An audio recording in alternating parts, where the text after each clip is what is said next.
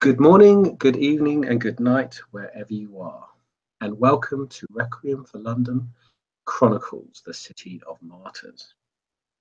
And we begin our scene with two kindred who have just re-entered the City of London.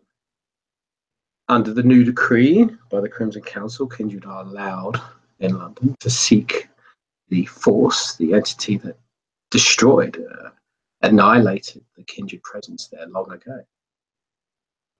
And as our kindred go into London, they discover certain bizarre things. They instantly feel the moonlight biting on their skins. They sense that something's different in London, something strange is happening in London, as the very moonlight is acting like the sun almost. When their skin or face is bare in moonlight, it burns at them, it causes itching, it confuses their mind and their senses. It's as if a new bane has been placed upon them. Some force is trying to expel them from London itself.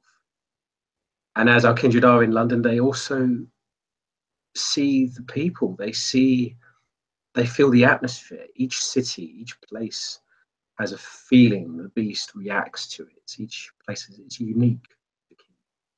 Usually it's the sense of the prince that runs it, or the kindred that run it. Give off their curse gives off an essence that can be identified. But this place is different. There is no sense. It's empty. It's relieving, nice, pleasant, happy. The mortals seem to be walking around late at night, full of joy, full of excitement. There's a sense of happiness around that you have not seen in any other city in your time. And this feeling is very alien to you, very foreign. And we'll zoom in on our characters and their reaction to this. Chris, take it away.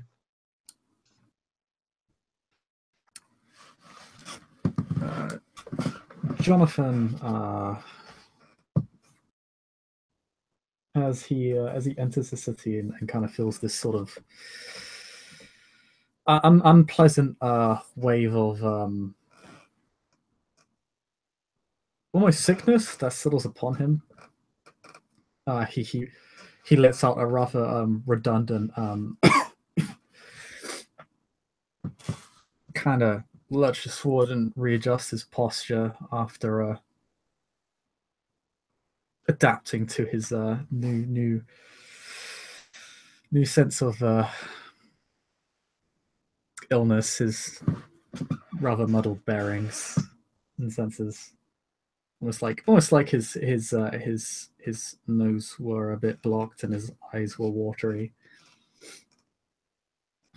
and but looks upon as he goes throughout the city and gazes upon the rather joyous populace. Thinks to himself, wondering what sort of concoction his colleagues have cooked up this time, in a rather bitter sense.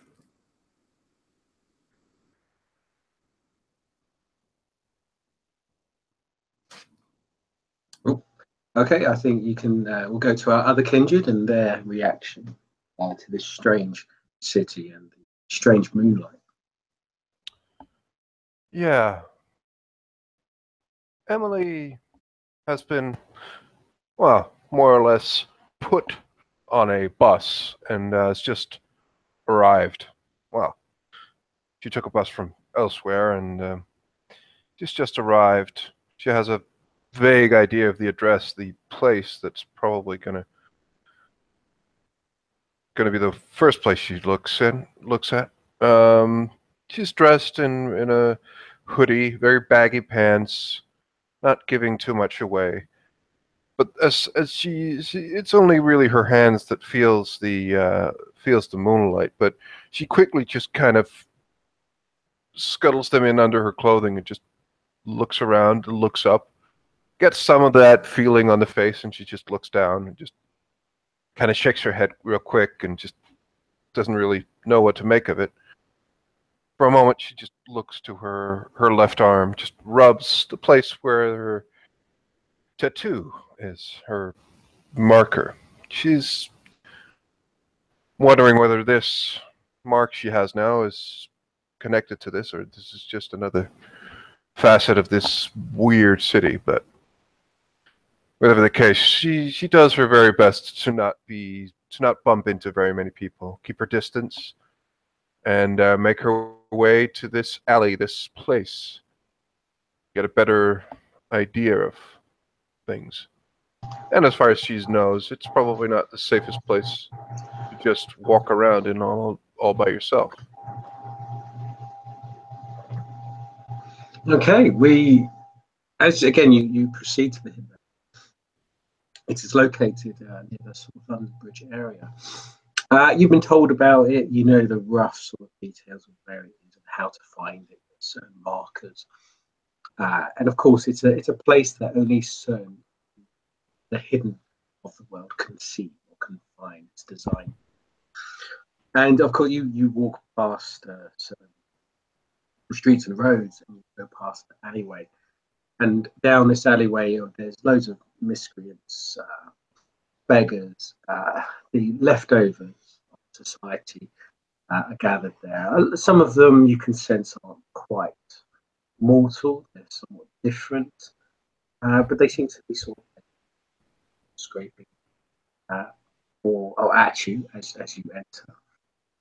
And we'll proceed with Emily. You seem to be most eager to go to this alleyway. So what are your reactions as you see this, as you enter the place? Once you go past these figures, you see this vast market before you. She just takes a couple of minutes just to look around, and she just takes a couple of moments to just breathe and just remembers, like, okay, and she probably talks a little to herself, just, all right, okay. Don't look at anyone's eyes. Just, right, you got this. And she begins to just, like, she's trying to remain as anonymous as possible. She's just walking around, seeing what's lying in the display cases and the different items on display. I think if both players could just give a composure and socialized roll, just to represent, no penalties, no moonbane caps or anything like that, just because it's underground. It seems to be no moonlight coming. So if you both just gave me a roll on the separate hangout that we have going, cool. There you go. 891. Hold on, actually need to. How do I find it? I'm sure I had it here. Oh, okay, yes. 891.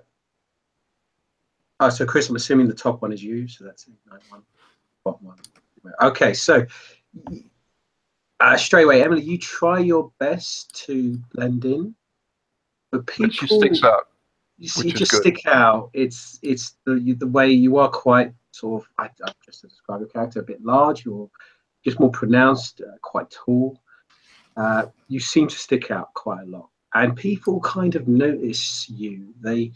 You hear them murmuring to each other, whispering to each other. It seems that they are interested in you, fascinated by you. Your beast, the entity inside you that has always been there since being a kindred, it kind of gives you hints of warnings that yes, there are others of the hidden world, others of the world of darkness around you. Different entities, no other kindred at the moment, but definitely people of power, people of abilities at least. And it's kind of giving you warnings that you're being pushed and you're pushing back. So they don't seem to know exactly what you are, but they're guessing. So this happens to you as you're looking around, and as you're looking at all the markets, there are things that you've never seen before. You see like bizarre fish heads the size of your entire body hanging on walls. You see artifacts, items. You see like what looks like sort of ghosts or undead sort of people just walking around as if it's average. No one seems to be paying attention. You see bizarre, like the holographic kind of glyphs that seem to be floating around in the air, and people trying to sell you these glyphs, even they have no idea or comprehension of what they are, just the kind of power they resonate. This is a market of the bizarre. This is a market that sells everything and anything. And with that, we'll zoom into our other kindred, who we'll assume is the same experience as you go into the market. And due to your success, you're more hidden, more unnoticed.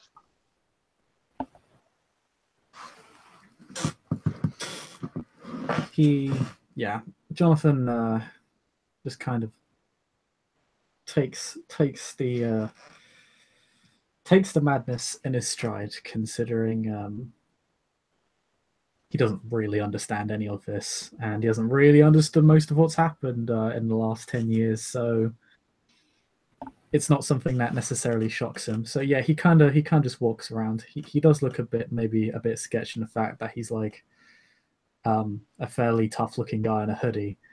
But he doesn't really seem to react to anyone. He seems more interested in some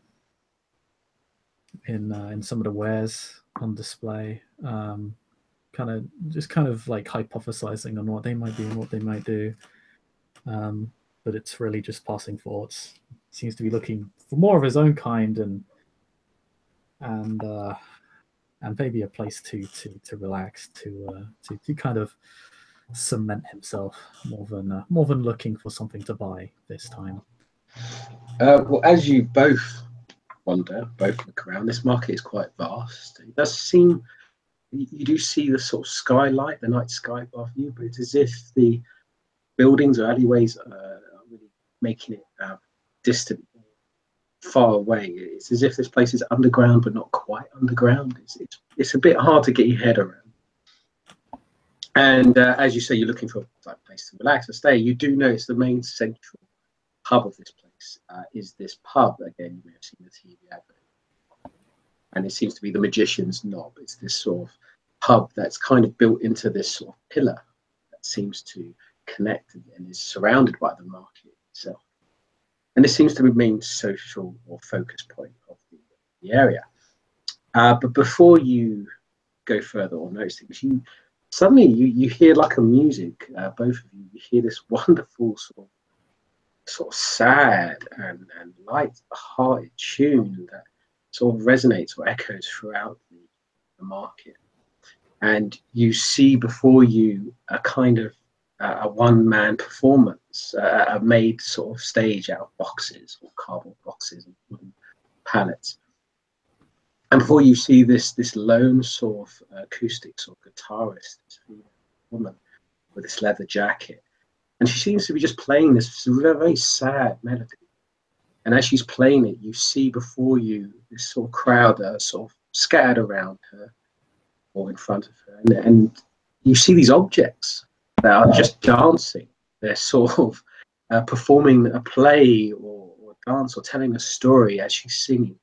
And you see like these sort of 3 to 4 sort of characters made out of tin cans or potatoes or dirt and soil, seems wherever she's managed to find around the area. And they're performing this wonderful sort of performance that just entrances you, entices you. And you're both quite heavily distracted as you're watching this performance and seeing this one. And it goes on for a while until it's sort of an finale. He offers sort of a cap or a hat in front of where people are depositing money and other bizarre things which are of value and you're not enjoying. And as this all occurs, you both sense the tingling of another kindred around you.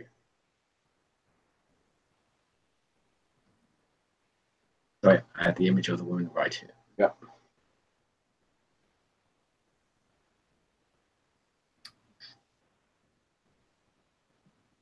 Do we also detect each other? Let's say. So I didn't. It's yeah. You sense there's other kindred there around you, vaguely. They're in the distance, but you're very close to the kindred now. You kind of sense that between both. And it's that kind of glare in the eye. It's that sense that there's another beast pale skin. You can kind of just recognize that between you. But let's say, for simplicity, that Chris, you arrived before Emily was there. So just so there's some introduction here to some character. Yeah, John just kind of cracks his neck as he kind of feels the sensation of another nearby beast.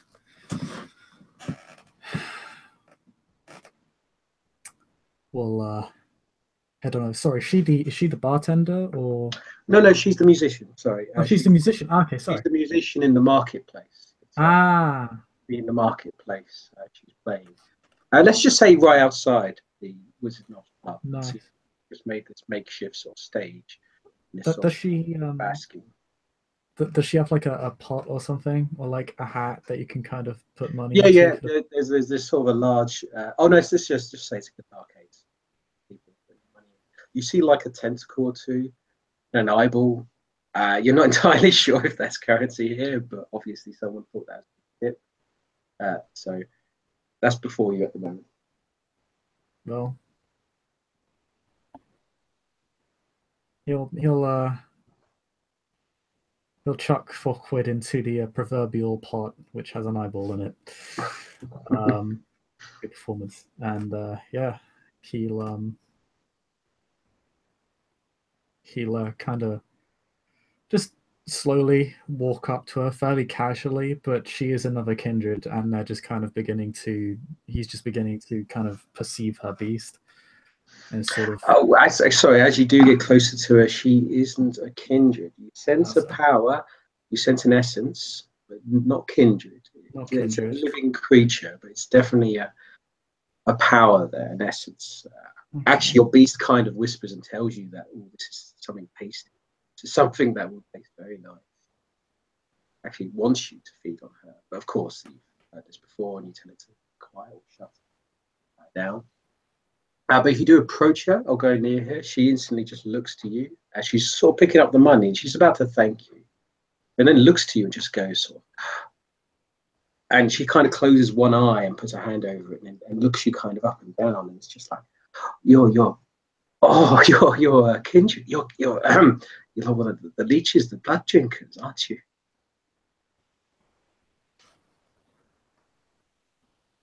For better or worse. Oh my! Please let me just look on your essence, your form for a bit. I've been meaning to write a play based on a kindred, but it's just you can't find any around nowadays. And she kind of just sort of studies you and sort of walks around you and sort of poking and prodding you slightly, just to sort of gauge something that you can't quite see, but obviously it's there to her.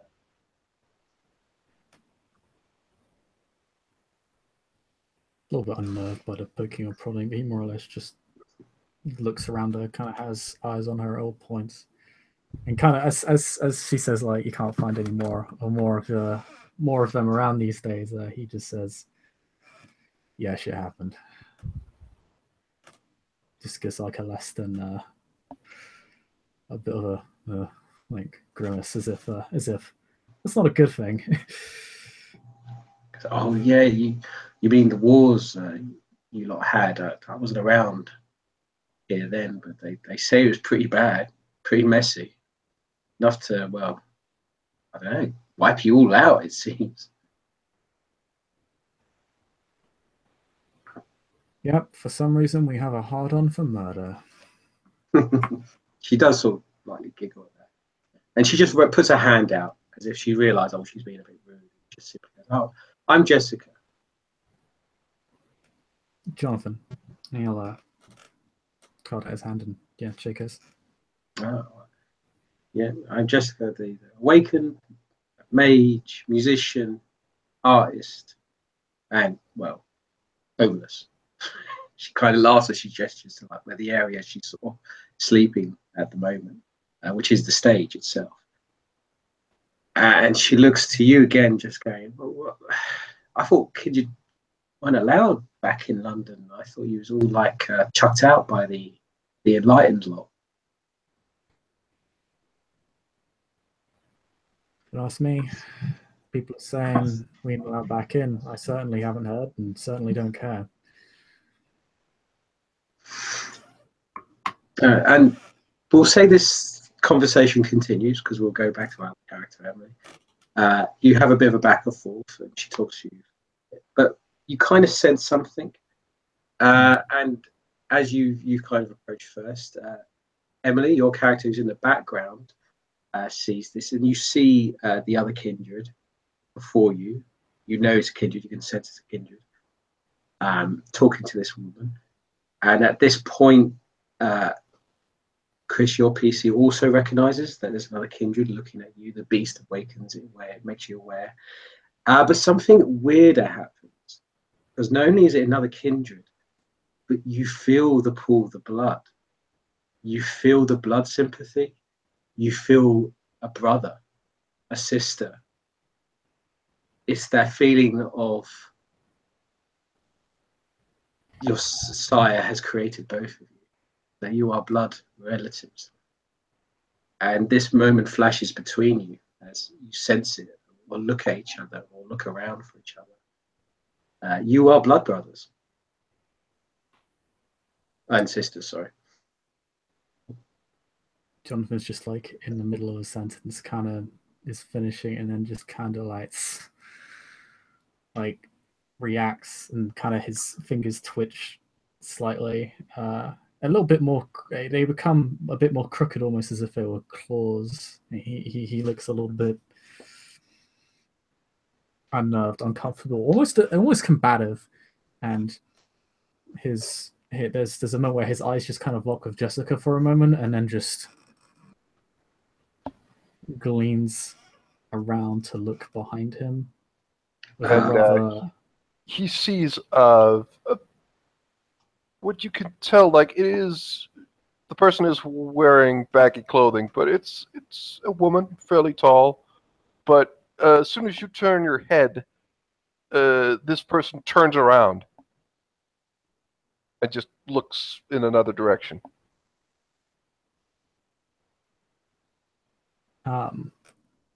I guess, yeah, to describe Jonathan, he's, let me just check for one moment so I can give you an adequate description of him. Yeah, he's a fairly tall guy, like slightly above average height, like 5'9", just heading into 6 foot maybe. Actually also looks fairly well built, not necessarily as like straight up buff as Emily is, but he looks quite well built. He's kind of in a grayish hoodie, just and kind of this kind of fairly close, very short hair, and yeah, just glares at you with these sort of kind of deep brown eyes, as if he's just staring at you, waiting for a reaction. The person is currently just turned her back, and it takes 10-15 seconds before this person slowly turns her head, looks at you, and she just stands there, like the eyes are just looking between you and the other person. And it's just she just kind of stares at you, and then just she takes a couple of steps forward, and she's just hello, good evening.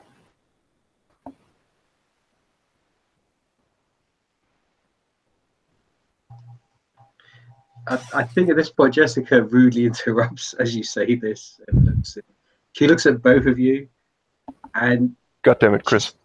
She's surprised because she looks at both of you and then looks to this new character, and then Chris looks at the PC. Then she covers her eye again and looks at both of you. She's going, "Oh my luck, two kindred in one night.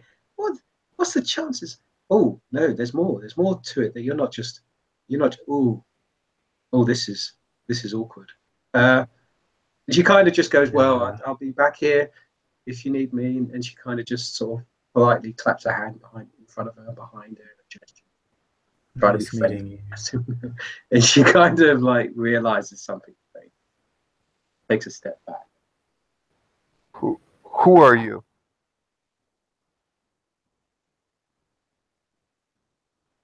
Don't ask me that question. Why not? Like, you feel different. Like, okay, granted, like, I have... One second. Okay, granted, I haven't really met too many of, you know, like us, but you feel different. Very different. Are you here to help me or kill me? What? I don't know. I was sent here to help out, to find, you know, recruitment thing. And she just looks a bit confused at you and just... We're not So allowed to do that, are we? So someone else decided for you. Fan-fucking-tastic. I shouldn't be surprised. I guess it'll be like opening a late Christmas present. Actually, I couldn't go one day without something. Jesus fucking Christ. So... Who are you recruiting for? I kind of... I kind of messed up a little, well, a lot, but that's not important. What's important is, yeah, I kind of like need to find someone who's a little bit more resilient and better than me, really. It's for my sire, so yeah. You know your sire? Yeah, why? What's her name?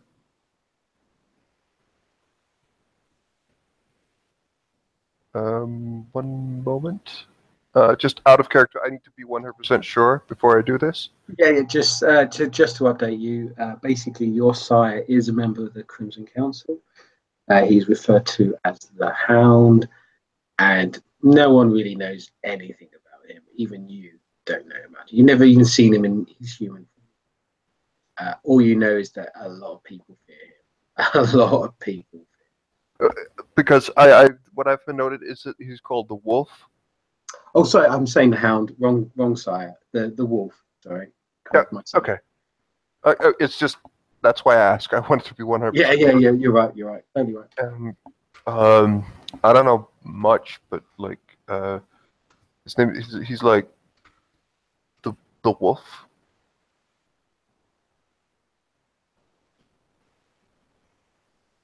He's kind of a... Actual name. I don't know. Where is he? Or she? He's just... I did some work for him up north. I just did some work, and you know, it was... And well, things didn't go too well. He wasn't best pleased, so I was ordered to go here and do things. Apparently, we needed representation since there aren't really any of us here. So,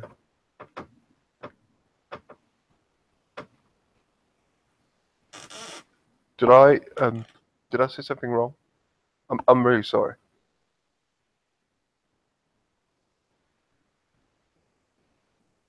I need a drink.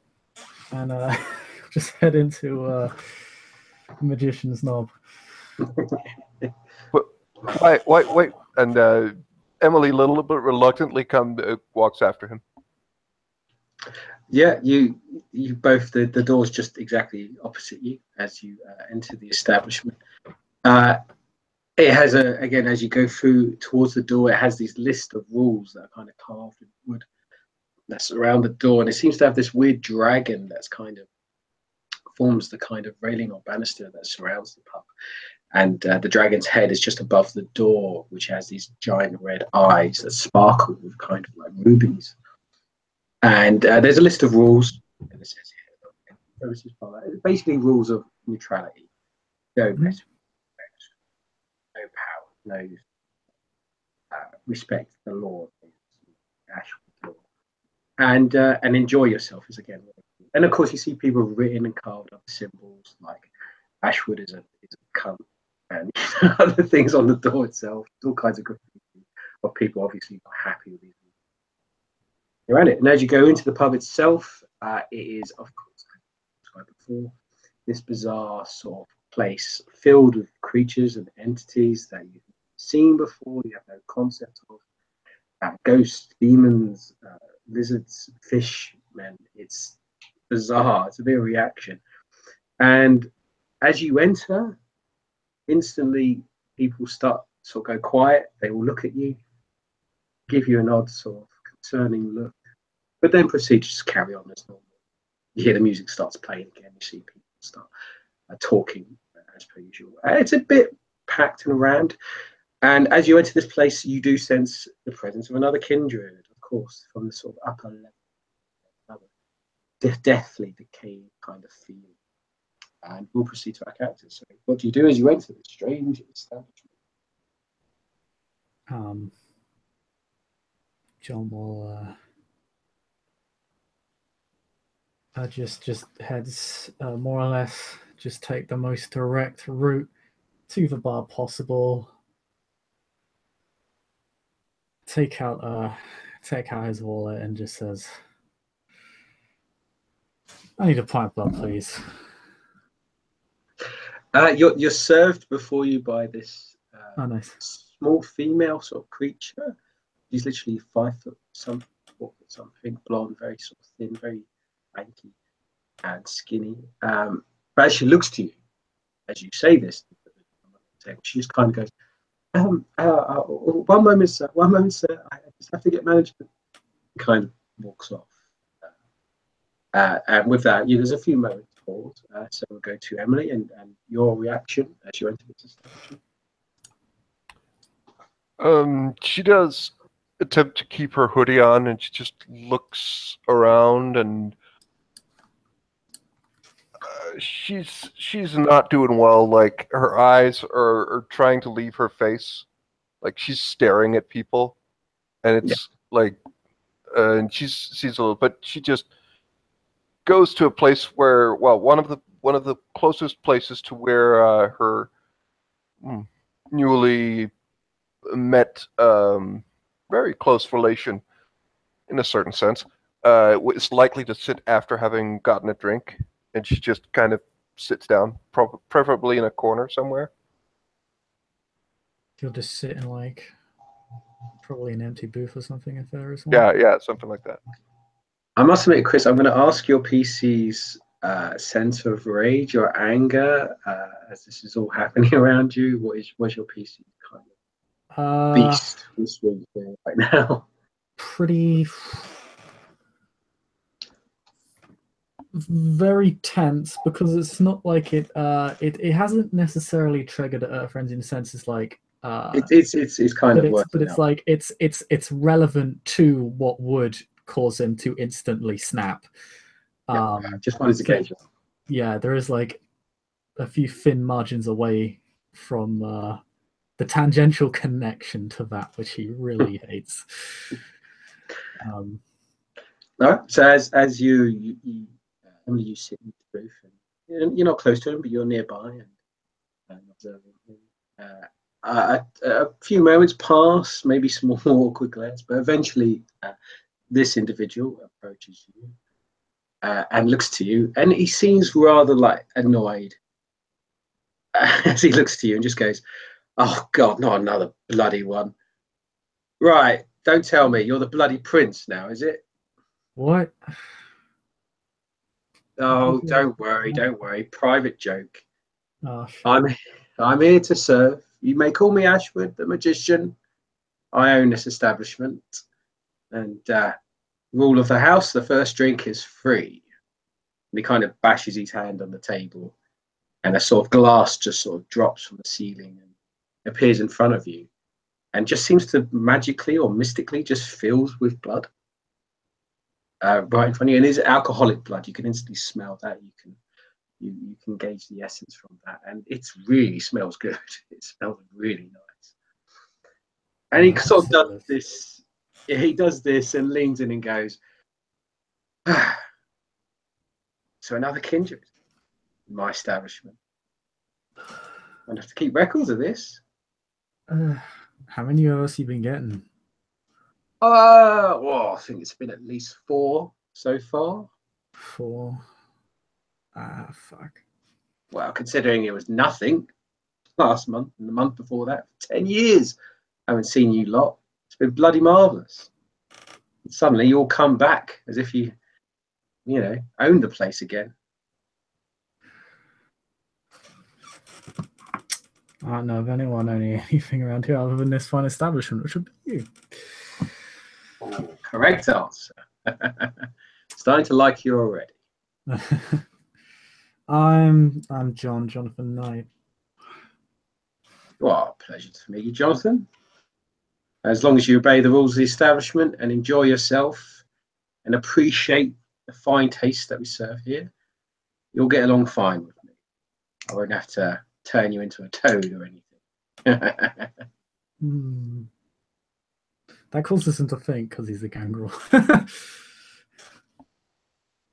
That's actually a good point. Yeah, before you turn yourself into... Oh no, I just got a mental image of a vampire frog now. He just turns into a frog and then he's like, I'm just going to spend the blood points to turn back now. No, that's a very valid point. That's a very valid point. But of course, he doesn't know that. So he's going to be like, wait, what the fuck? You can do this? No, unfortunately, he doesn't know everything of Kindred. He just knows about them. He doesn't know. So, Jonathan laughs at this, maybe because maybe assuming it to be another inside joke, but just say, you won't have any trouble from me. Well, good. Like I say, enjoy yourself. We've got some more live performing music to happen in a few minutes. Any other service you need, or let's say certain secrets or information you need, I'm more than willing to trade. I'm a very busy man. I'll leave you to enjoy your drink for now. He gives you sort of a nod and proceeds to kind of go off to speak to a strange lizard person that's kind of sitting at the other end of the bar. Pleasure, mate. And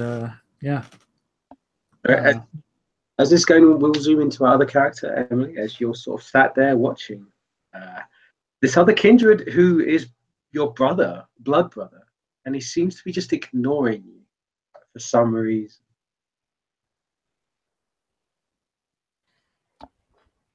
Yeah. Sometimes, inside Emily's mind, there is this, shall we call it a dichotomy? This very timid person. It normally comes out in other ways, but there is a part of her, as it's the beast, or maybe even more devious, a part of herself and her beast at once, at the same time, whispering. It's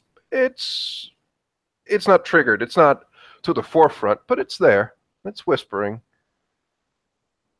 It's whispering songs of her simply being too weak. Like, you should really show people why you should not be ignored in any way. You shouldn't be afraid. You shouldn't stand down. You should really just let loose and let everyone know who you are, what you can do. There is this sense of anger towards this guy who is more or less ignoring you. That's part of it. That's part of it.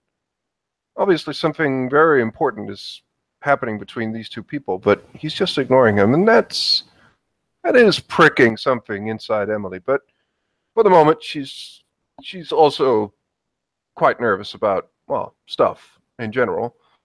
And being in a potentially very, very dangerous town does not help her nerves.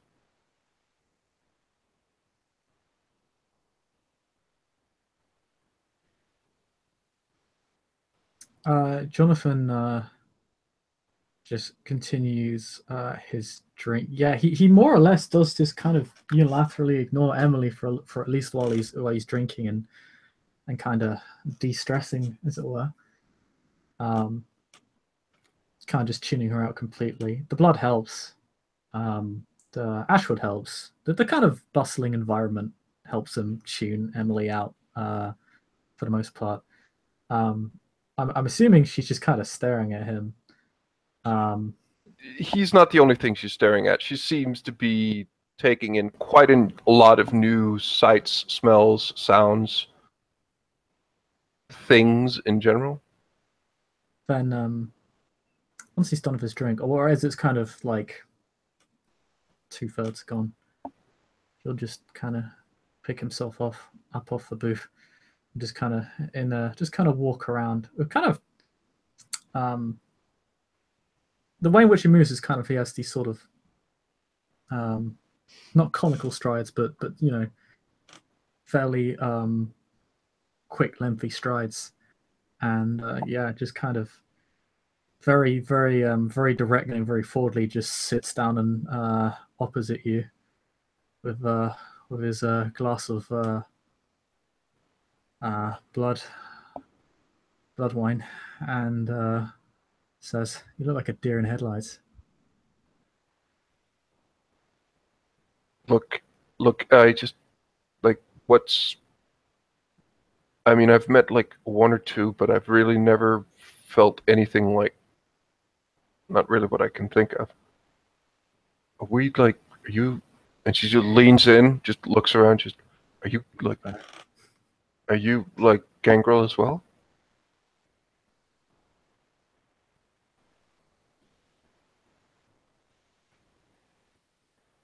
Yeah.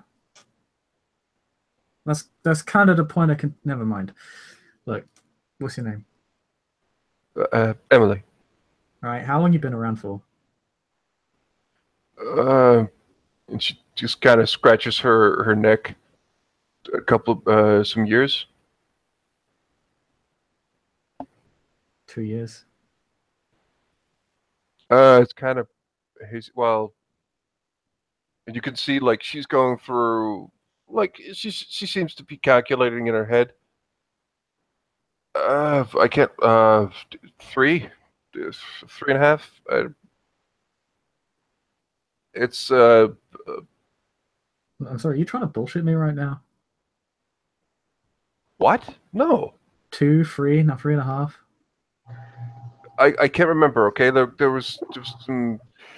I did some work when I was you know, a ghoul, and you know, for a while, for quite a long time. Bullshit. What? Count off for ghoul stuff.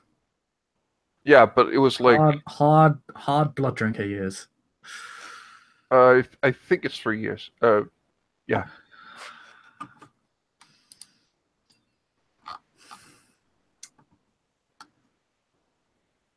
All right.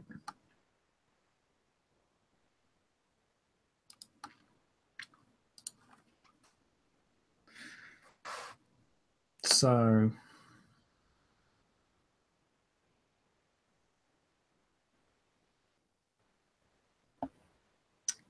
they're either sending you here as a very useful tool, or they're trying really hard to get rid of you. Actually, this isn't really hard. This place doesn't have a lot of kindred in it. It's really easy to just, probably be really easy to just go missing here. I know. That's why I'm not, you know, particularly relaxed here. You know. This place is chill. It's everyone else. I just got here and I'm not entirely sure what's going to happen. It's good to know, you know. Do you know my size well?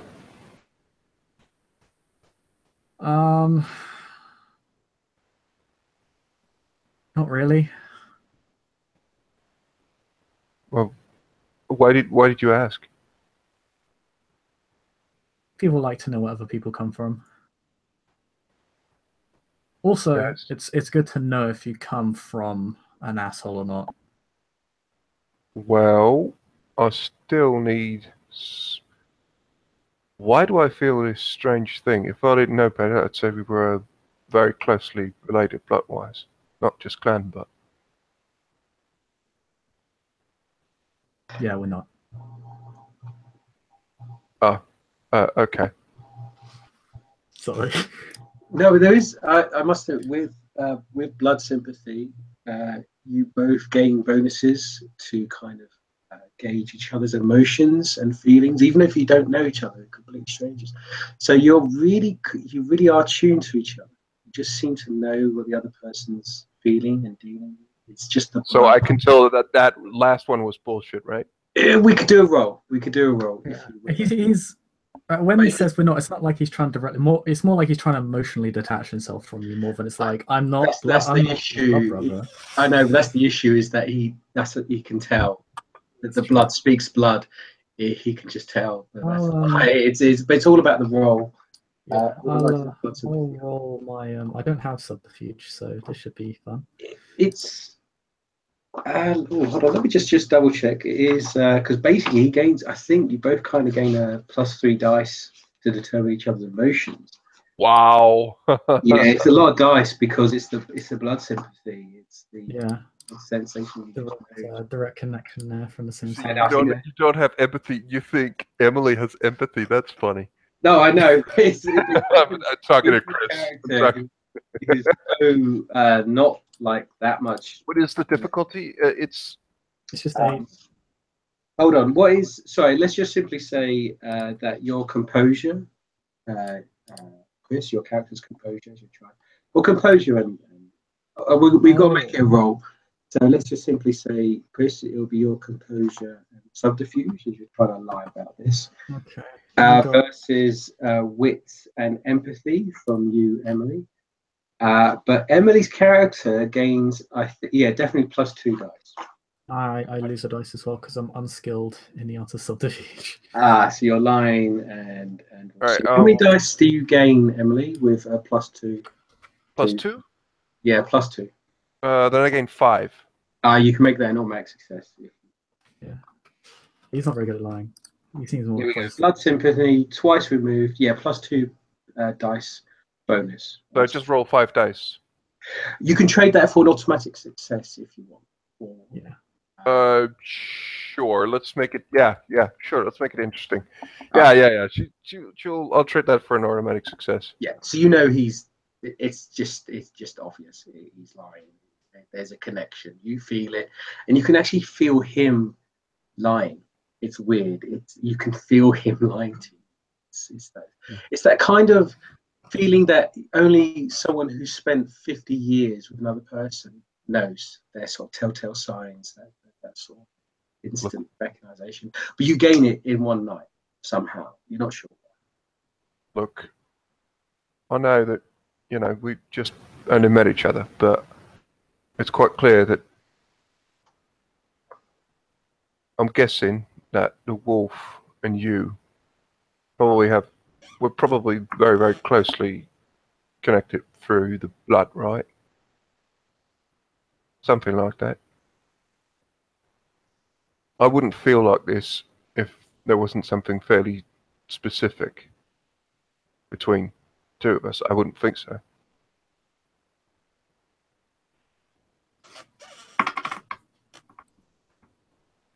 That's cute. Even if that were the case, what would you be expecting to happen from this interaction? I don't know.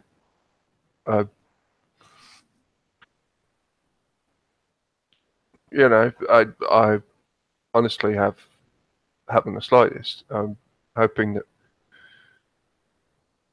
Well, that's the wise answer to that question, because if you're expecting an instant friend, I'm sorry to break your heart there, but no.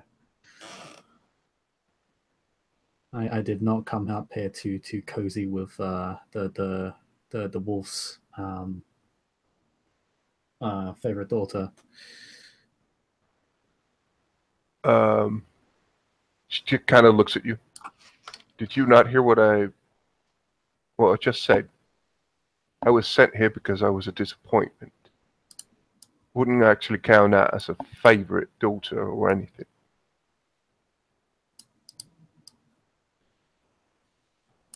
Why are you working for him is the real question. I don't know specifically what he wants. What I most know is that he wanted me to go here. You said you were here on recruiting or something. Well, the sense I got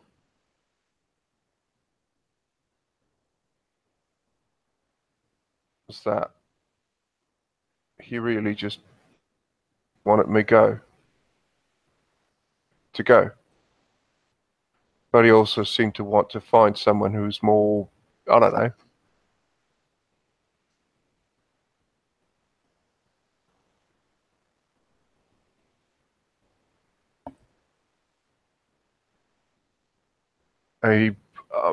Honestly, it wasn't like he was grooming me to be some sort of second coming as well. Wasn't really treated well. Do they ever? Her eyes narrow a bit, and like you can tell like her composure just changes slightly, but like her hood is down, and you can tell like first of all you can tell that this woman actually looks pretty like decent. She's fairly good looking, but she like her eyes narrow a little bit. She looks at you. Do not tell me that you and I have gone through the same thing. All right. I have no idea what you've gone through. So don't pretend to know. No. Good. But you're certainly not his second coming. Hence me being here.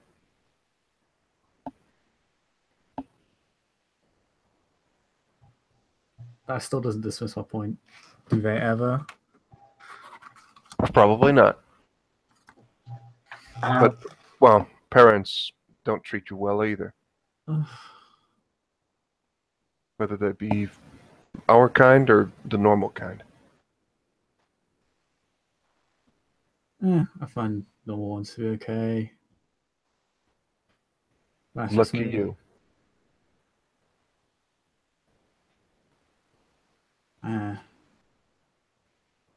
Wouldn't it not? I mean, you just called it normal. Never mind. Still. Okay. So why are you here? Why are you here? I ain't telling you why I'm here. I mean, because I want to be here. But, well,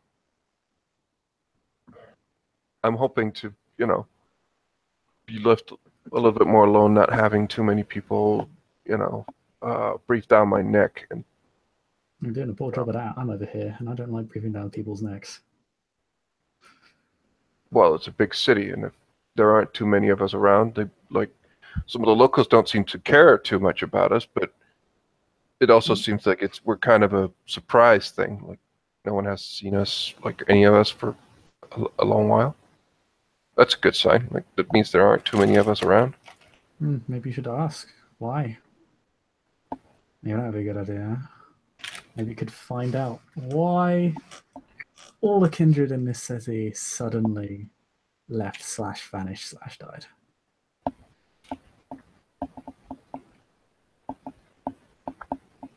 Yeah, let me go and look into it. No. What the hell would I do that?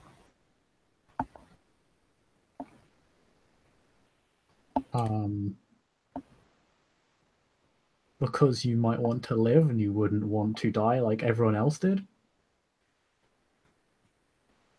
Or maybe it's because you would not want Obviously, the it was world pulled over because your eyes by a bunch of narcissistic assholes? it was obviously because someone didn't keep a low profile, and she just looks to the barroom. Someone else around here in this city, some of the many other people, got pissed off enough so that they decided it was time for people to, leave.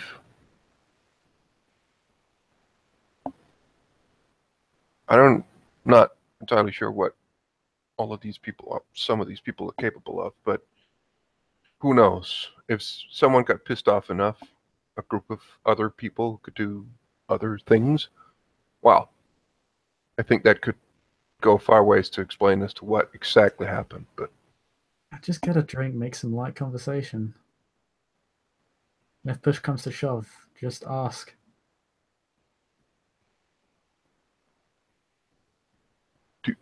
Why the fuck are there new kindred here? That's strange. well, I mean, I mean, not trying to, well, that's not true. I'm absolutely trying to be rude, but yeah, I noticed.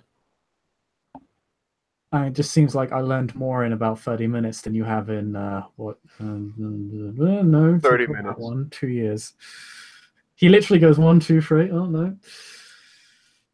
He doesn't give you the thing, that thing. He just does I've this. been in this city for 30 minutes. Wow, give or take.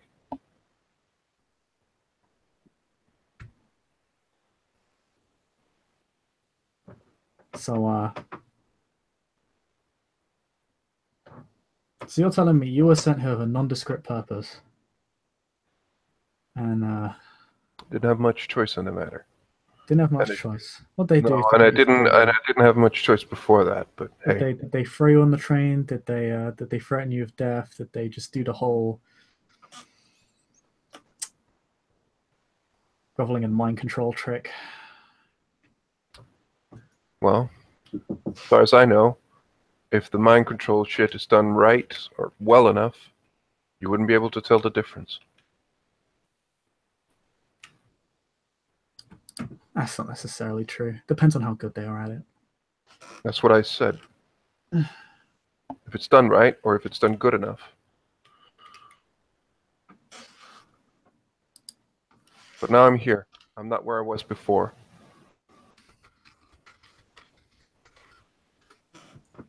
And that's an improvement.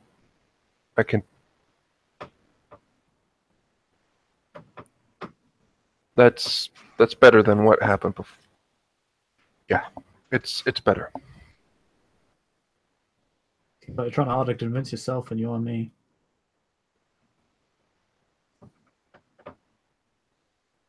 Which I think tells me This is no. You don't know what happened before. You don't know what I've been through. Then maybe not bring it up because I'm not. Okay, so don't tell me this is worse than before because this is it. I actually, once I find a place where I can just relax a little bit and just calm down, I have a place I think I can stay in. I made arrangements before coming here, so I think I'm good. Once I do that, like, things will be better here. Like, can't you just melt into the local scenery? what? Oh, okay. That's Oh, you mean like, what? Why would I do that? Like, oh, you actually know. Oh, thank God. For a second, I was really concerned. like she just. It does, like, for a couple of seconds it looks like she has no idea, but then it's like, then it's more a question of why would I do that? Like you can't just do that like in a giant city like this. Like, people will see. Really? Like, there are plenty of parks around. Just dive into the Thames or something.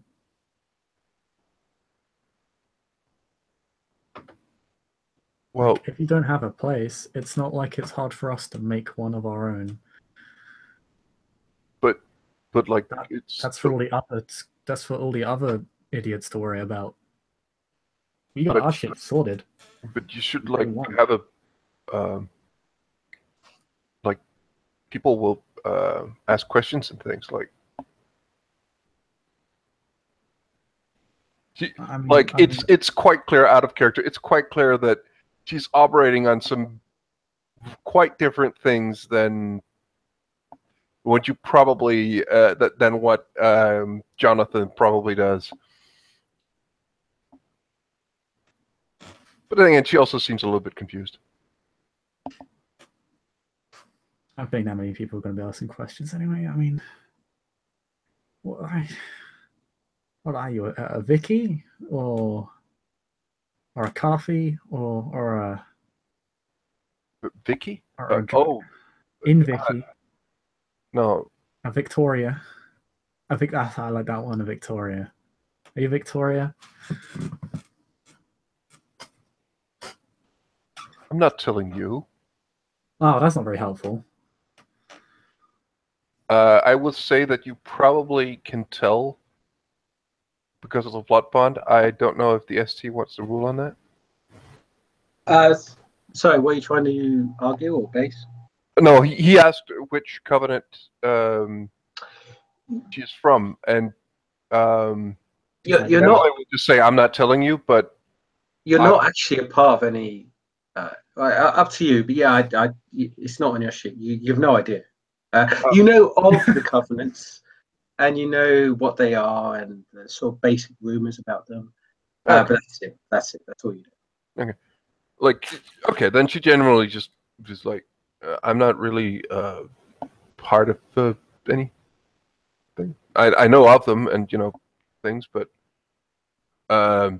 yeah, things. My the last couple of years have been like No. trouble. Victoria. Is that some sort of joke or something? He'll just let it hang there. I have to interject, and I have to speak on the basis of the blood bond here, because of this bond that you have between each other. You really sense that you are really similar. It's a kind of unspoken thing between both of you that there's a similarity.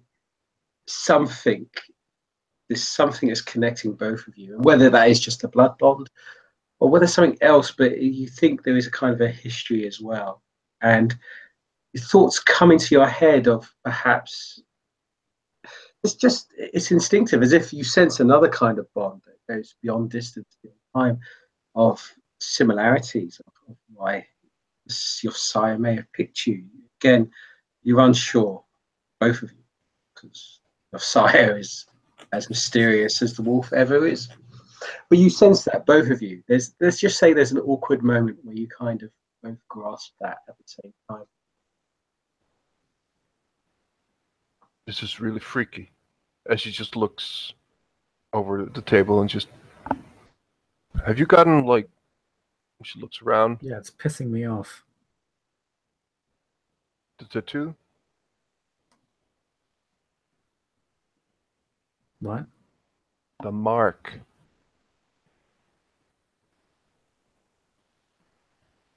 I have no idea what you're on about. Does John actually have a mark that's relevant to him? John does not have a mark. Okay. What mark? Never mind. Oh no, Wait. no, now it's too late. It's clearly relevant. I mean, it matters enough for you to bring it up. I just heard some things. What are those things? That it's like people who are like in kind of like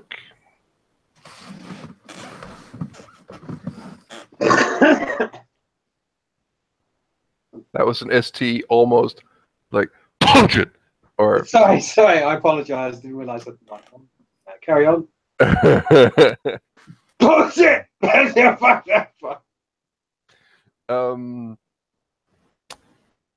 Emily just looks at him and just goes, there's these things, rumors, like I heard some things about like people who have this tattoos, like they're like enforcers or something. Oh my god. Okay. Just to give you the heads up, Chris, you exactly know what he's talking about because you'd have heard the rumors from other kindreds, like the Crimson Council and their enforcers. They are very reputable and acknowledged by the kindred community. That's okay. That's okay. So All right. Ah. Maybe that was like if we're that closely blood related and you had one, then maybe that was a thing. Like maybe that was something. I don't know. It's just I got this feeling. No, I don't. I'd probably have killed him first, or probably died faster. What? Why? I'm sorry, I have no interest of being drafted into another war. That's very appealing to me. Right. But then again, that's whether or not you get a choice in the matter, right? I don't have a choice to make one.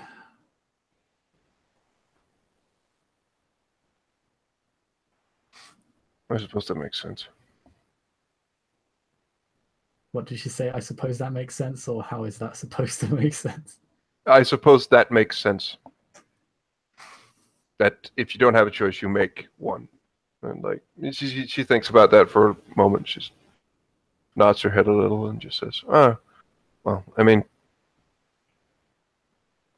we just met." Else, you're not trying to kill me yet, and you're not wasting my time.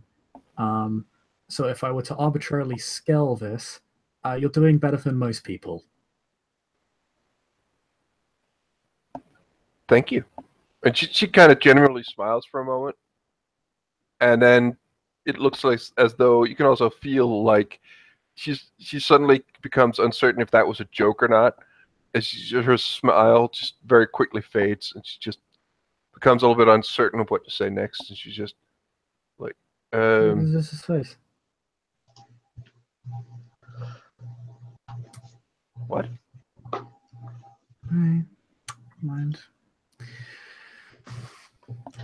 As just to interrupt, as you're both speaking or carrying on your conversation, you do hear the sounds in the background, and the sounds in the background are the stage being set up, with the sense of people gathering and assembling towards the stage area that's on the bottom level of the pub or the bar.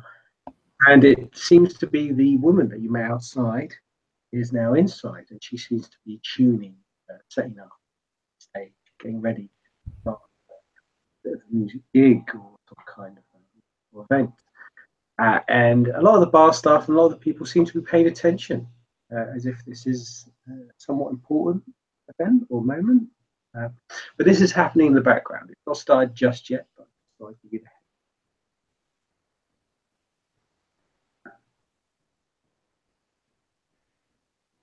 Yeah, something like last performance, she's going to bankrupt me. You talk with her, right? Huh? You talk with her, right? Emily points. I do, in fact, have a mouth which I use to talk to people. Yes. Like, but who? Like, she seemed like smiling and things at you. Like, does she know about? And she just does she does with her fingers just the like simulating fangs. What? No. Does she know about that? Like, he points to the lizard guy, like. No, to the woman at the stage. Oh no, he points to the lizard guy and he's like, "Do you really think we're incognito here?" I don't know. Well, of course, no, probably not. Man. Okay, so she knows, but like, was she one of us, or like, was it something else? Talk to him and find out. You look like you could use your help, the experience. I don't need to. Oh. She just says quite sharply and just, it takes like 10, 15 seconds. She's just, I guess I didn't need to know then. And she just kind of looks over to her, looks at him, looks over to her, and then she gets up and just, awkwardly just goes over to the musician before she starts playing. Just raises his glass in the background to Emily. As you get up and you approach the musician, the person. She's setting up the stage. She's by herself. She's merely got a acoustic guitar. Seems to be tuning it, and she seems to be kind of drawing these sort of glyphs or notes on her arm, on her hand, and she's sort of humming away as she's doing it, as if she's like musical notes, as if she's praying for something. And you see sort of little objects in front of her, and it's like old, like used beer glasses or old beer bottles, bits of broken wood. It just seems to sort of start to move or gather around her, start to form in front of her. Everyone else seems to pay attention on as she's doing this. But as you approach, she kind of she's distracted. She doesn't pay attention to you. But as you do get near her, she does kind of stop and looks towards you and just sort of goes, "Oh, hello. I didn't catch your name. I'm Jessica, the musician, mage, awoken, thespian of, well, inanimate matter." She kind of awkwardly smiles. And Emily, probably a little bit more awkwardly, but not much, just kind of puts her hand forward. Hi, Emily. She reaches out to shake your hand, but of course you're quite a figure. You're quite a striking sort of person. Quite tall, quite muscular. She sort of looks you up and down in a very sort of, wow, yeah. They told me stories about certain kindred, but I've never seen one quite like you. Thanks. I think. And she interrupts you. It's a bit awkward. She awkward you. Look, I don't want you to be rude. I'm trying to write something here. He is your father or your brother? I don't know how it works with kindred.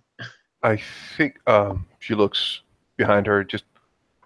I think we're like I think the same person that made me made him. So we're brother and sister, but just.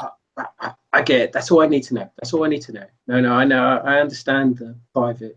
That's all. Well, entities, I don't know. Their relations. I think that's the case. So, like, you since you're here, like, you say you do magic and things. Well, half the people here in this establishment gifted. We call ourselves awoken. We see the world as it truly is. Well, a lot are sleepers. They just simply don't see. We tend to keep ourselves to ourselves. I think you, kindred, seem to be running things, keeping things hidden, protecting the world beneath, as I know it. But, well, since you've been gone in London, there's another group that's in charge, taking control. I don't know much of them. They just seem to be quite, well, they don't like our kind. That bluntly. That's not good. I mean, okay. Well, it's nice meeting you. I'll listen to your music. Have a good performance. No. Thank you. Please just sit down, enjoy. I just need to confirm. So your brother is the brother and sister, Tail and Sire, and she seems to be mumbling to herself and looking at you as if she's kind of. It's like she's. You haven't got empathy as a skill, do you? Nope. No, I know you can't gauge on what she's doing, but there's something going on. As if she's trying to figure something out. There's like a story that she's trying to tell. Could I have listened in on their conversation? It's you do have your kindred senses. I do have acute senses as a mirror as well. well. Oh, do you have acute senses as well? All right, and then I'll allow you to roll, but it will be difficult because of all the noise in the bar, such and such. So this would be your blood potency plus your wits, because that's the distance you're measuring. So, but minus, let's say 3. No, sorry. Let's just simply say your wits. I think it's wits. Perception was like wits, composure plus blood potency. Yeah, let's say Senses. wits, composure plus your blood potency, because that adds to because that's your key. But because of the noise in the atmosphere, it'll be minus. It'll be -3. -3. Okay. So wits, composure plus your blood potency, but -3. Exploding 10. I'll just run. Because your blood potency determines how powerful kindred senses are. I get. Yeah. I think unless there's a success threshold. I mean, if there is a success threshold, I have. It's 8 or more. Yeah, I got a 3, 9, 7, 10, and then the 10 exploded into another 8. Oh well, yeah, that's more than enough. So yeah, you because you got quite a few successes, you hear the conversation they're having, you grasp what they're saying in the basic, not in full detail, but you grasp what they're saying. But you also grasp what the others are saying, and you grasp what Ashwood says slightly. You let your kindred senses delve into the environment. You hear their heartbeats, you hear the sounds they're making, and you gather what Ashwood says. And Ashwood says an interesting word of, prophet's going to speak once more. That's the only word you hear. That's the only word you sort of gather from that. And then we'll leave you to that and to delve in your thoughts. Emily, and as you leave the stage, Jessica starts to perform. She starts just simply string wave a guitar. And unless our PCs interrupt or get involved, she just continues to sort of just play a happy melody, something to sort of get the crowd going. And they all seem to be, of course, they're drunk on whatever substances, and they seem to start to get into it, start to sort of revel. So you see, like, the lizard creature seems to get in the front and starts to do a funny dance, and the half fish man in the background seems to down his whatever drink you assume is alcohol. You're not sure. And the room starts to get more vibrant, and you realize her music does kind of enchant people. It seems to just makes people happy. You find that you are more resistant to it. You can only assume, as being a kindred, your senses are somewhat dulled. Only the blood really excites you, really gets your inner thoughts and taste going. But the music itself still gets you somewhat happy, going, as it were. But the crowd keep going. Unless our players interrupt, I'll carry on. No, Simply pay attention. All right. So, and she starts to play this sort of happy melody. Then, as it gets going, it starts to go into a more of a serious note, a sort of serious high note, just to shock the audience, to get them gathered, and they seem to pay attention. And then she begins to play a very fast, rapid note. And you see the two characters emerge from the rubbish, from the refuse on the stage, formed from bottles, ashtrays, empty cigarette rollers. These creatures, these two forms seem to come and emerge. And they're sort of distant from each other. And they seem to push and shove against each other. And as they do this, they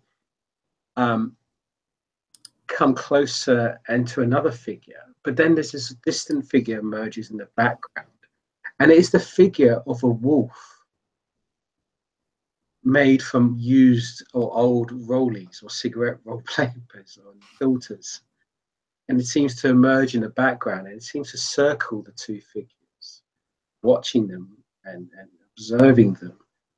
And it seems to be the story of a family, a family of individuals bickering with each other, while the older family figure seems to be observing from a distance. And as these two figures are arguing, pushing each other back and forth, the wolf figure seems to be circling and circling. And the crowd are loving it. They're really enjoying it. They're getting quite excited. But gradually, as the song goes along, as the story progresses, the tune gets louder and faster, and the Jessica creature, Jessica Mage seems to just, as if she's in a trance, sort of looks away, and suddenly her face kind of goes into a form of terror, a form of fear, as the wolf creature seems to not only stop circling these two other figures, it seems to growl, it seems to go towards the audience, it seems to jump at her, it starts to attack her. She instantly starts to try and push it aside, and she drops her guitar and she sort of removes, and as if Ashwood himself, the mage behind the bar, declares a word, declares some sort of magical tone, a language that you've never heard, but you understand it perfectly. It's a language of power, a language of absolute. And with this, the wolf creature that's made of cigarette butts and filters disappears. It simply sort of evaporates into nothing more than garbage, rubbish. And the other figures seem to disemerge. The crowd love it. They seem to think this is all part of the act, and they clap. They enjoy this moment of festivity. But you don't need to roll for this. A sheer look of shock on Jessica, but she kind of plays it off as if that was a part of the act. That was all part of the story, part of the event, and does a polite bow, and of course gestures for an empty guitar case for the audience members to give tips. And they seem to love it. They thought it was fascinating. They thought it was a thrill. Something happened that was to take note of. And you see them giving large pound notes and coinage and bones and eyeballs and tentacles, wherever deemed as good currency in the hidden alleyways market. And this event happens to all you, but you instantly, both of your characters know this story was you. This story was both of you and your side. So obvious. Of it, you even felt the blood sympathy through the story. It's as if your sire was there. This is what you can engage with. And we'll leave it to our two PCs as they interpret and describe.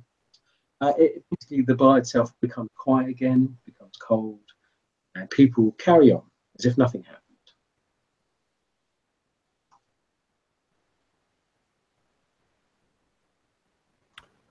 Emily just looks at her blood brother,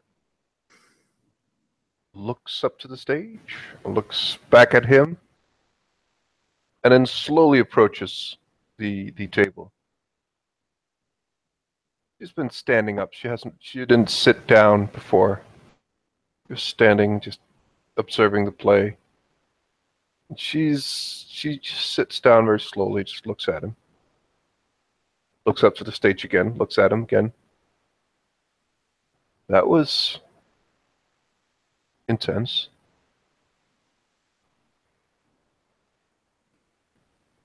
Are we being set up? I didn't get to see the end. I don't know if that was intentional or not.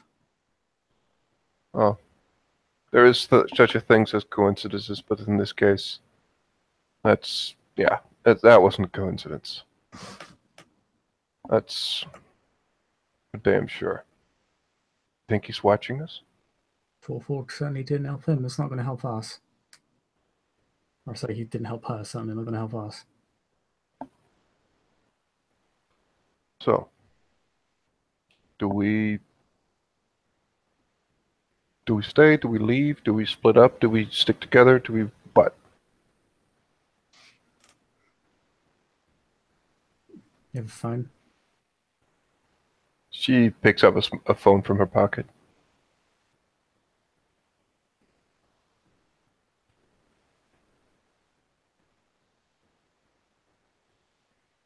Right, this is my number. Call me if shit happens. It will. Right. I find out about what those others seem to have like 4 kindred through now. I'm gonna check on the others. Maybe we could trade something of Dashwood for a bit of something on the rumor mill. I don't know. I don't keep up with the cacophony. Do you know what that is? And she just like points a thumb over to the bar. That guy.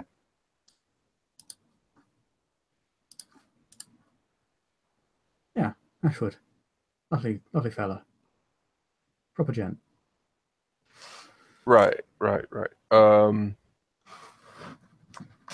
Again, she seems a little hesitant as she just gets up and just, you know, do you want to go ask him, or like? She just looks. She just looks at the empty glass, and you can see that like she looks a little bit thirsty herself, and a little bit nervously she approaches the bar counter and just looks. Okay, again, as you approach the bar, you get a similar response as our previous PC had. A small girl, individual, 5'2", very lanky, very skinny, sort of a ginger or blondish kind of hair. Looks to you and instantly just simply says, "I'll get upper management," and walks away as if she's already seen it before. And you wait for a few moments, and at that point, Ashwood, the individual, you can't help but see he's like 6'2", 6'3", behind the bar. He seems to be talking to the revelers, the drunkards, about the performance. A lot of them are quite intrigued. It's quite unique, very different. And he describes loudly, but he's never quiet. He tends to shout loud. Like, I only hire the best. I only get the most unique. He seems to be very proud of the establishment, very proud of the artistry, the tastes, the flavors here. He doesn't keep that hidden. It's very proud. But then, of course, he looks to you, a person waiting to be served, and it's like a compulsion. And you kind of see him float or rush towards you. And as he looks to you, and he goes, "Wow, kindred number, oh, is it 6 or 5? I forget. Welcome to the Magician's Knob. First round is free, as it stipulates in the rules. After that, you pay your way.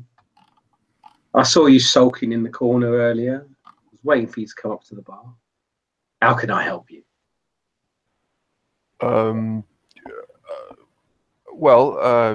I just, like you said, number 5 or 6 or something like that. To be honest, I lose track. One of you is a sheriff, the other's a prince, the other doesn't care. John will walk up.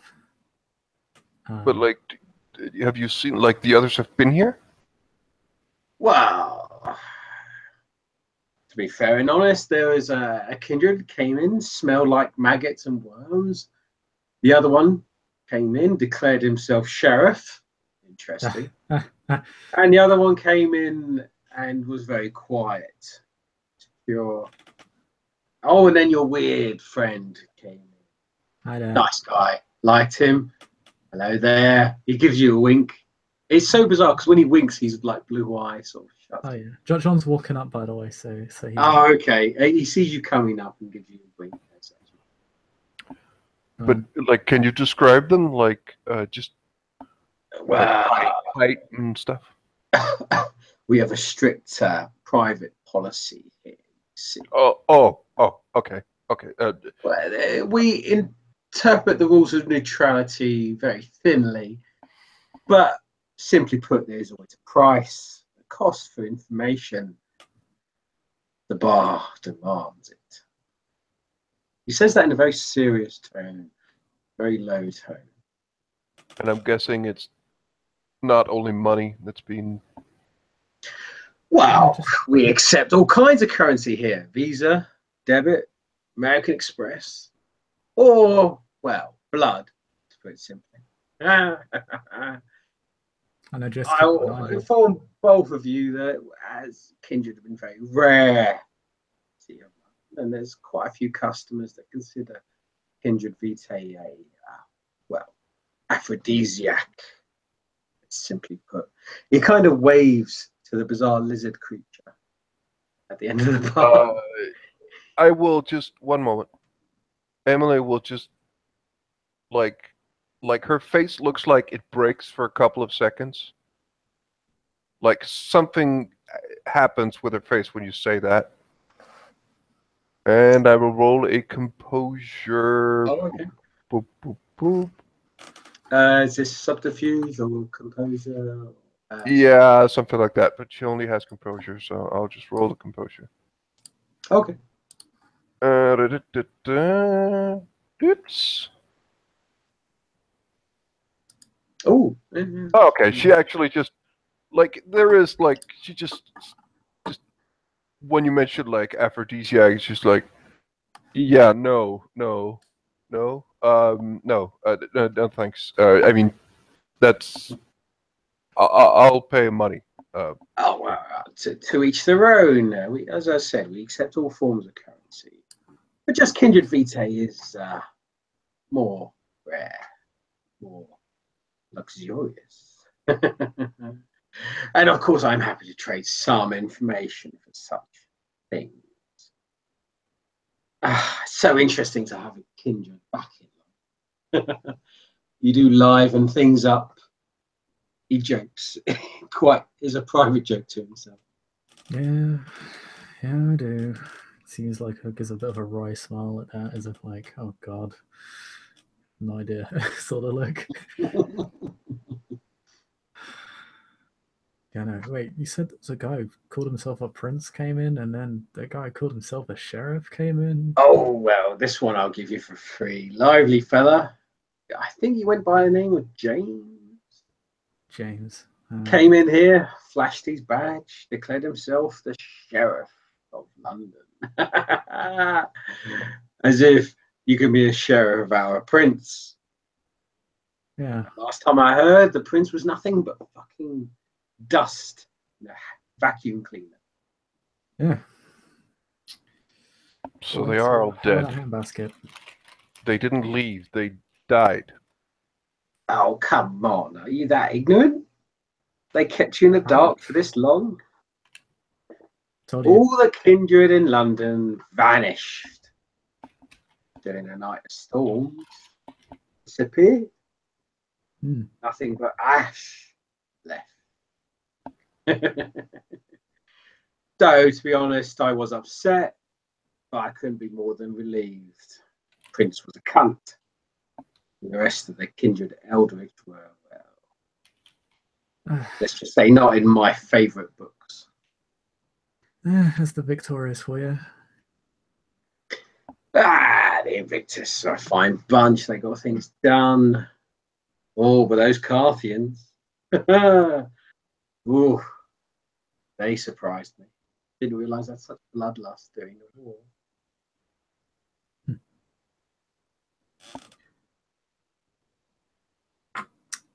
Every kindred has bloodlust. They just go about it in their own way. Oh, I've seen the kindred frenzy. I've seen them try to eat customer here and there. Of course, they're apologetic and forgiving after a while. But all those Carthians during the war, now that was blood madness. Oh, I've never seen such a ruthless, vile bunch of creatures. No wonder why they brought the wrath upon them. So it wasn't a storm per se, it was something else. Something they did poke at something they weren't supposed to poke at. Such questions and such answers have a price, my dear friend. And as I've always said, the first round is on the house. The rest you have to pay. And as he says that, he gestures to the bar. And of course, a glass of Vitae just suddenly appears. It drops from the sky, lands on the bar before you, and fills magically with like blood. Not only just blood, but just fine blood. The blood that you really enjoy. The blood that you just like. It's exactly what you want. It just appears before you.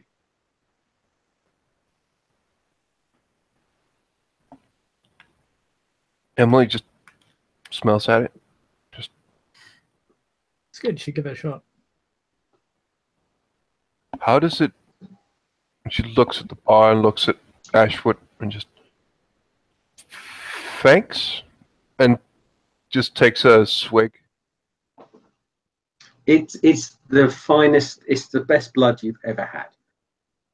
It differs from each kindred to each kindred, but this is exactly. You've only tried a few mortals. You've only drunk from particular mortals. But this is like from a morsel you've not had before. That is exactly what you'd always want from the blood. It reminds you of life.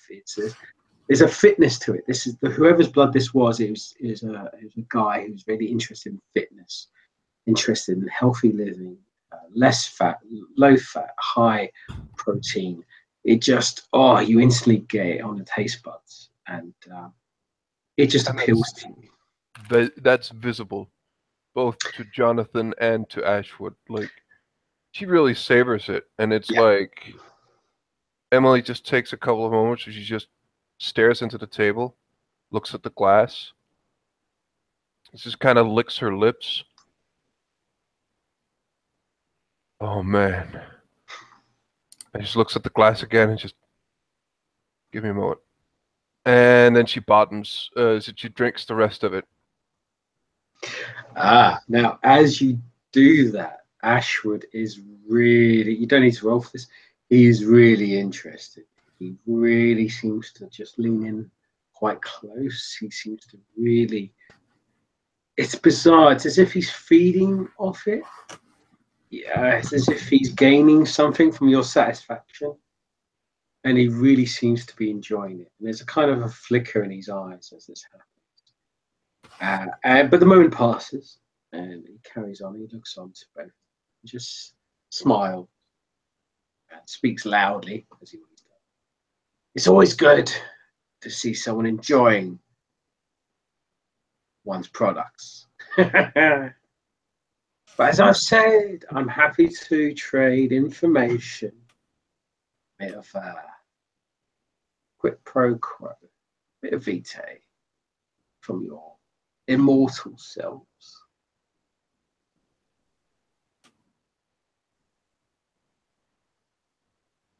What's the word for it? I'll sleep on it. I'll get back to you on it. Appreciate the offer, though, mate. Oh, very well. Thanks, but I'm not giving my blood for someone to. Like a clear look of disgust is upon Emily's face. She shakes her head and just. He shakes his head as he kind of laughs at the fact that you said. It's okay. She's awkward. You've said, "Oh, you don't like the fact someone's drinking your blood," but then he looks to you in a way of going, "Well, what you've just drunk there didn't come from a spring chicken." He paid a heavy price. Like, you will literally just say "ew" quite loudly. As she pushes the glass away a bit and says, "Well, what do you have to ruin the?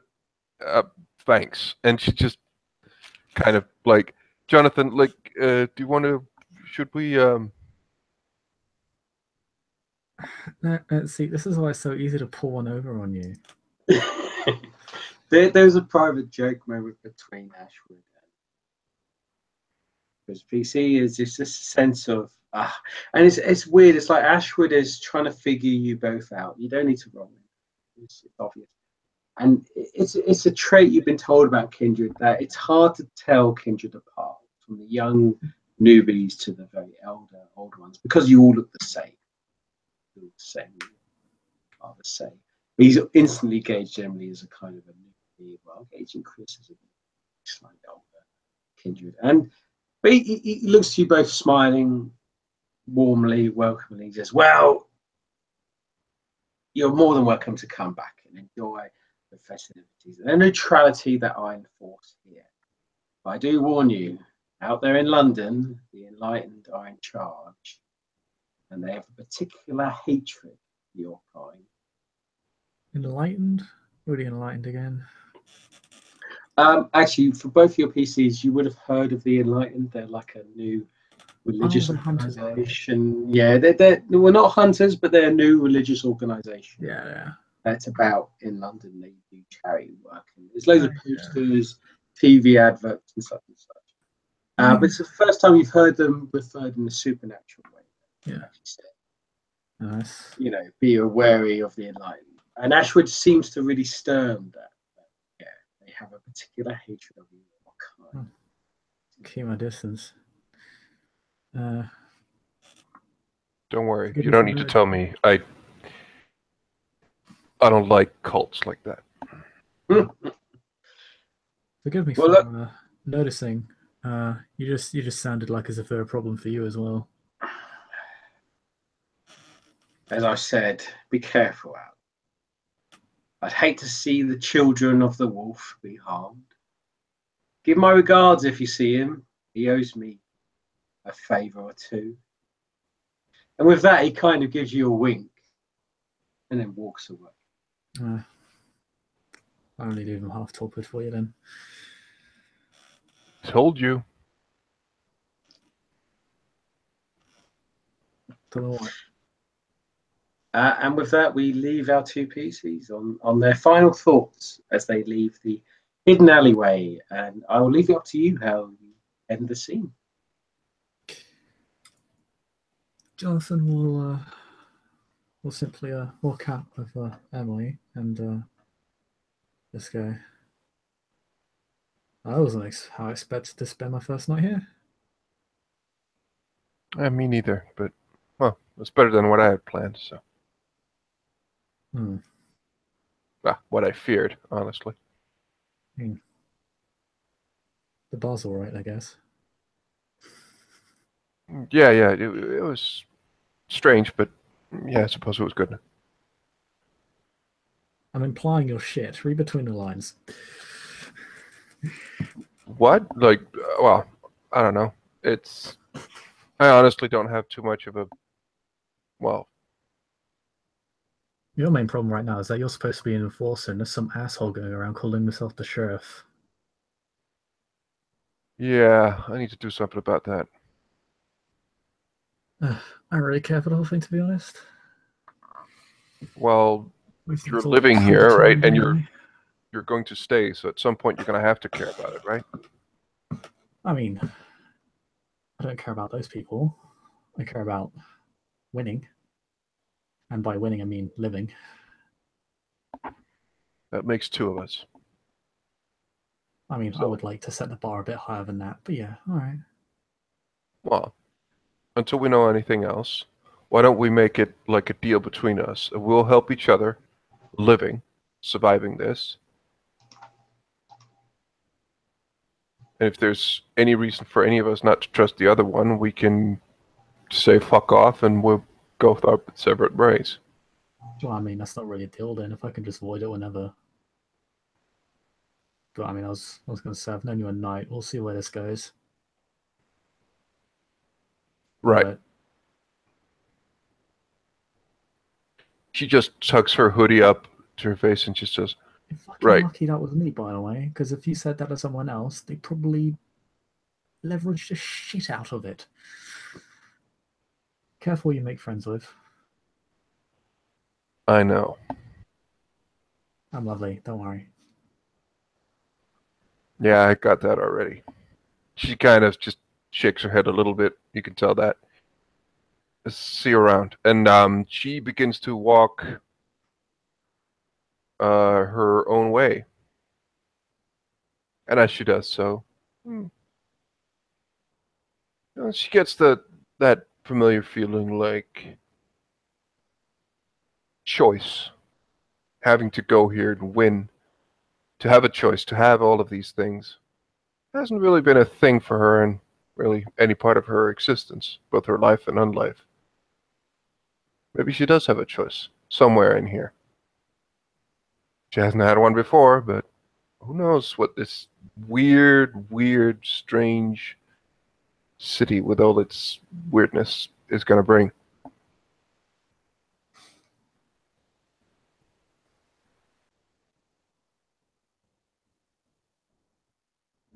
And John will head back to his own haven and can't help but consider whether meeting this person was all predetermined in some way. Annoys him, irritates him. Kind of like it's kind of like having a second shadow. He doesn't like it.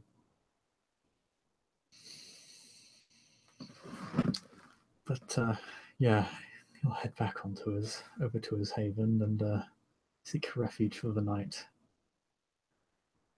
Maybe consider making a point to the would-be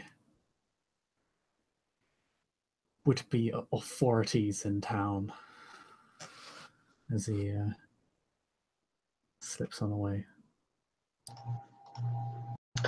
And as our two PCs, Kindred, head back to the haven after realizing their secret families, their hidden truths, the sense of kindredship, brother and sister, family.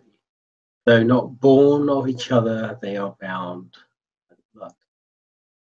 But we zoom in to a particular person, particular creature who heads off in a different direction.